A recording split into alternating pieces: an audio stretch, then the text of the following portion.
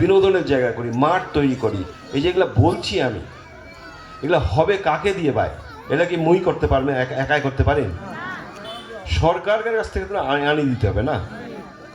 তো এই জন্য বলছি যে আমাদের দরকার, নীলফামারীর দরকার ওই সরকারের পিস পিস লাগিয়ে থাকার দরকার আছে, তাই না? সরকারের সঙ্গে যদি আমরা সরকার দলে থাকি তাহলে কাজ চাইলে শেষ করে চলে আসবে।